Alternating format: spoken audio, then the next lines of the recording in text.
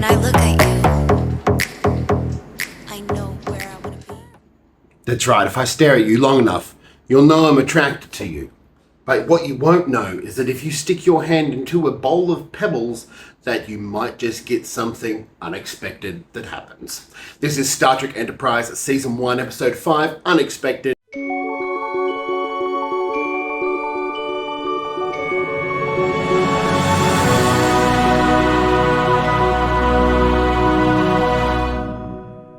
This episode is probably my favorite of the first few episodes. It deals with the premise of the show, which is meeting a new species, having new things happen, characters interacting in new and interesting ways, and it is coupled with the whole Trip getting pregnant. The Enterprise finds out that there is a ship hiding in their warp bubble, and it is affecting their entire crew. They find out these aliens are peaceful and they just want help. Trip gets assigned to go over and help them fix it. The amazing thing is the episode's premise of a ship that's actually nice is actually quite surprising for more modern Star Trek. Trip going over there's a 3-hour, I want to say, atmosphere sort of compensation. No, basically he's put into a tube and he's subjected to all kinds of light tests and atmosphere changes so he can survive within their ship's atmosphere. First things first, that's actually a really great use of the premise of that not all alien ships you go to are going to be identical to your ship. Apparently that in TNG and other shows, they just ignore this. But in Enterprise, it really, really emphasizes the fact that this is the first crew going out to the first ship. When we're introduced to these aliens, they're your standard, bumpy skin, four-headed.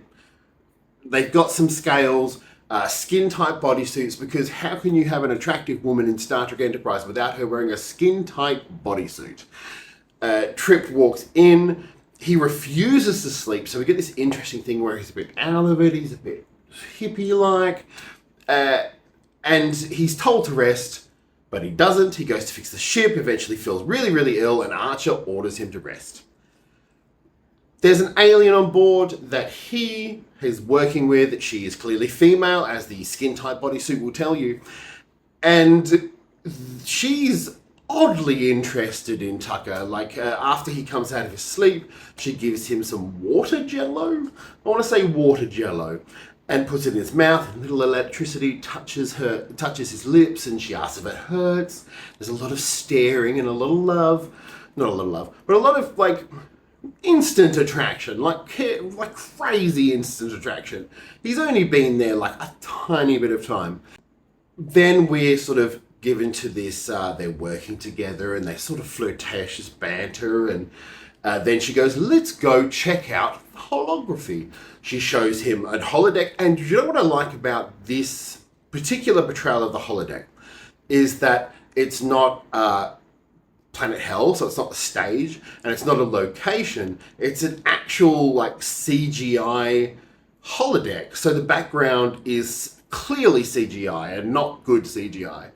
And it gives, for some reason, gives the hologram a more real feeling, like this is kind of what could happen. I really enjoyed that element of this. Then they put them on a really badly built boat on some CGI water. She pulls out some mind pebbles, and they put their hands into them. And then we get to the crux of the episode. He's fixed it. He's gone back to the ship. We notice that he's acting a little bit, I want to say motherly, but it's he starts noticing safety issues for little people.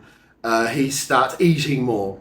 All the things, he's a bit moody. He's a bit off. And we find out that Trip has gotten pregnant. And there's a really great scene where Archer and T'Pol are sort of going, look, you clearly had sex with this woman. And he's going, no, I didn't have sex with her. And Fox goes, it had to be a pretty lengthy encounter for that much biomatter to be transferred. And they look at him. This episode has a weird sense of, and it reminds me, or I suppose the other way around, it reminds me of the Strange New Worlds episode where Spock is trying to get to know T'Pau's parents and he's human, and Pike is sort of smirking in the background. This whole episode is littered with Archer sort of laughing at the situation. He finds it hilarious. One of the first things a diplomat learns is not to stick his fingers where they don't belong. Captain? Trip finds it horrible. We get more, I want to say, standardized, he's acting like a mum acting. And they decide not to tell anyone. He becomes paranoid. They're trying to find the ship with the aliens on it so they can get him unpregnated, which seems like a metaphor for abortion in a weird way. But it's a really sort of fun motif playing throughout this episode of Trip being pregnant, and he's the first male pregnant. And I like, it is very early 2000s. It is very, he's a man who's pregnant. He's acting like a woman now. And it's those little stereotypes, while funny, and they were funny when I watched them, they're still just a little bit off. I'm just like, really? My biggest issue with this is that if he was impregnated and this baby produced hormones to make him act more feminine, so it released estrogen, I'm presuming that's what they're saying, then he would have grown breasts. He wouldn't have got nipples on his hand, which he does, which is a nice point. But a human, when they're infused with pregnancy hormones, develops, or more estrogen, develops breasts. Trip should have had boobs. I will live with that. Trip should have had a big set of plonkin' titties. Ass and titties, ass and titties, and big booty bitches. But he doesn't. He gets nipples on his wrist. He has a growth on his abdomen. Not a big pregnant belly, a growth on his abdomen. And it's played for laughs. This whole thing's played for laughs, but it is a really interesting concept. What if you meet a species that does something to you and you don't know how to fix it? It's a fun play. I like T'Pol's, I want to say, sort of snarky bitchiness in this. It's really funny. They go up to a Klingon ship that was experiencing similar problems to what they were. The Klingons discover this alien ship and they're going to kill them. Enterprise manages to talk them out of it so they can get Trip on board, and they tell the Klingons eventually why Trip needs to go on board, that he's pregnant. The Klingons laugh at him, and Scott Bakula does this, another little smirk in the background, because he also finds it hilarious. It's a really fun episode because of these little character moments, like when he finally goes back to the ship. It's actually funny because Trip shows an emotional connection to this baby, but the baby only takes the DNA from the mother. Why? Because Trip can't have a baby to worry about while he's traveling through space. That is the only reason that this happens. It's the same reason that Alexander got shipped off to live with the Rashenkos. It's the same reason that any children in these shows are shipped off, background, because they don't want to put a kid in these shows, but they want to tell a story like that. The mother of the alien knows that it can be transferred. It's still early enough. It gets it transferred out. Wham, bam, we're back to normal. He has no nipples on his arms. And what we get is an episode that leans into the premise of Enterprise, which is it's less advanced. There's more sort of, it's a strange new world. Like in the alien ship, it's a really, really great interior, and I don't think we've seen it before. We've got grass and fruit growing on the walls. They have water in the jello form. It's a really interesting group of aliens, and a different alien ship that works differently, that does things differently. And we don't get this, I don't think, for the rest of Enterprise pretty much, and we don't get this, maybe the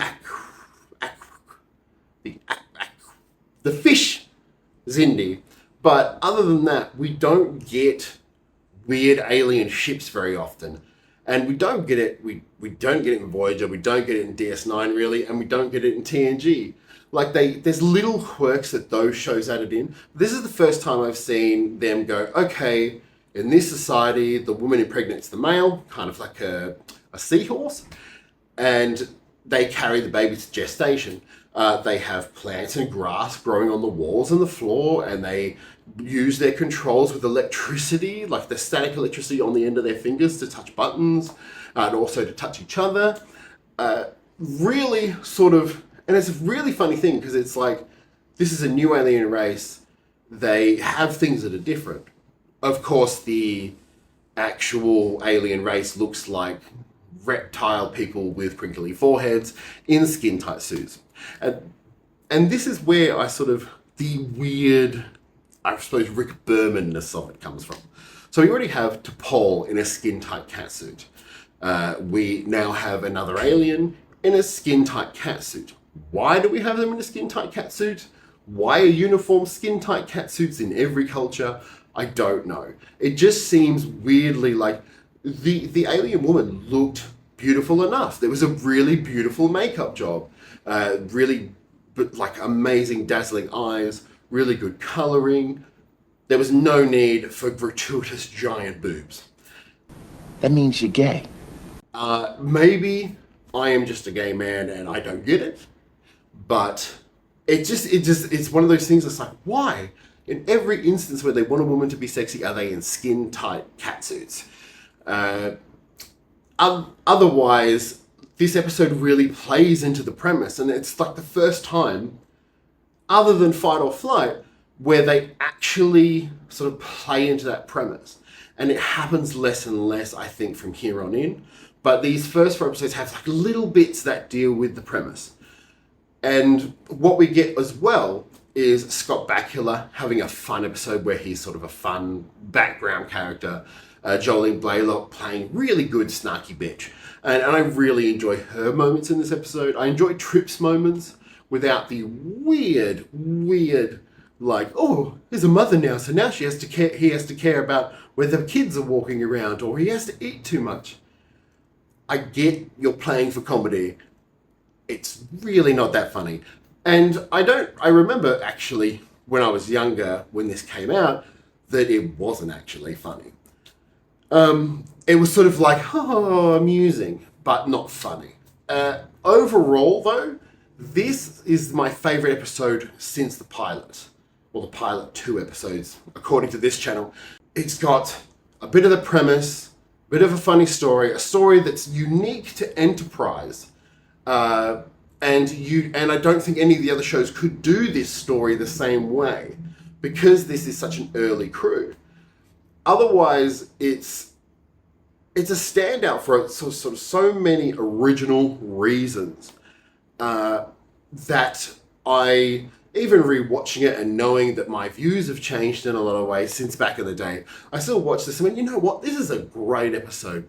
The special effects are great. And then, as I said, that hologram scene doesn't take away because it's a less advanced version of the holodeck.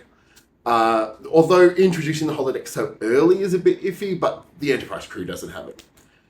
Otherwise, you know what? I would give this an 8 out of 10. It's a fun episode. It's very much in the guise of Enterprise. I'd love to know what you think. Make sure to leave a like, comment, share, and if you haven't subscribed, make sure to subscribe, and I'll see you next time.